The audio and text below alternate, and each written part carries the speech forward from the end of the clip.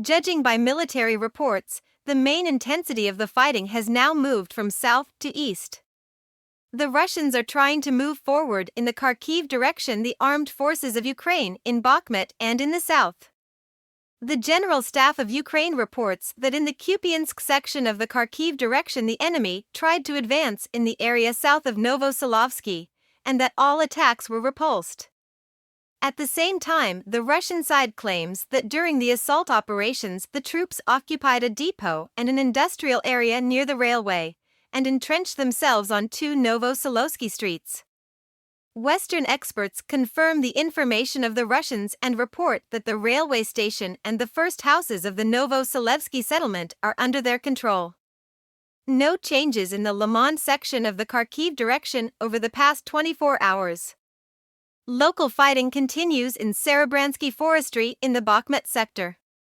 The General Staff of Ukraine this morning reported on successes in the Klishchivka area. We have partial success in the Klishchivka area. We are gaining a foothold on the achieved milestones, said Alexei Kovalev, a spokesman for the department.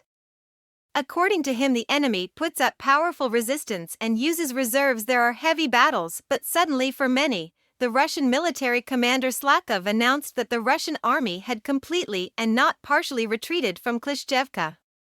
The reason, he said, was the lack of ammunition. However, Slotkov's information was later refuted by both Ukrainian and Russian military telegram channels. The Ukrainian military says that there is progress, but the fighting is very heavy and Klishchevka has not yet been taken.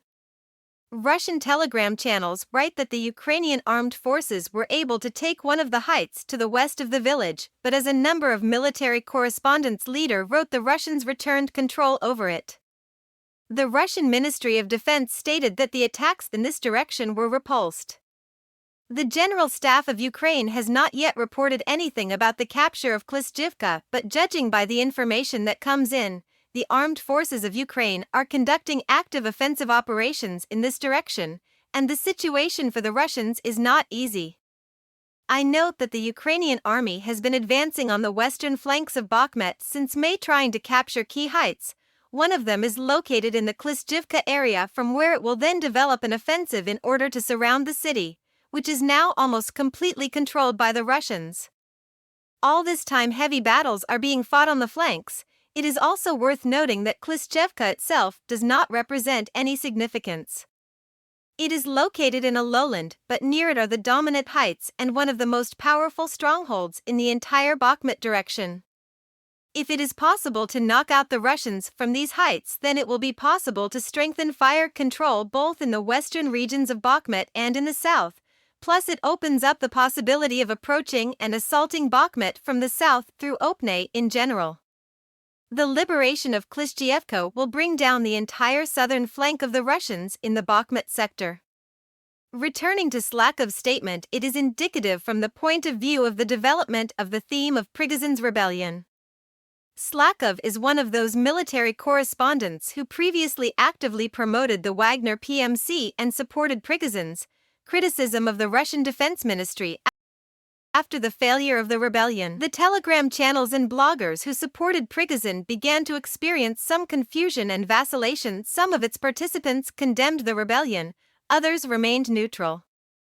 On the principle of both ours and yours, but many continued to support Prigozhin and the Wagner PMC, although the intensity of betrayal in general and Russian military telegram channels has noticeably decreased.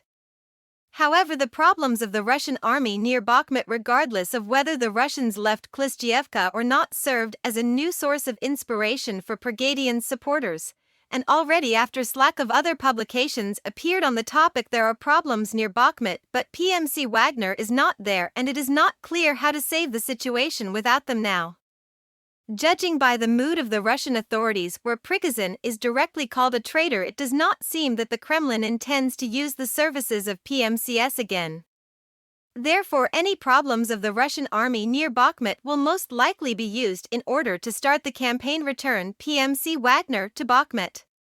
And if this does not happen and things go very badly for Russia there or on another sector of the front,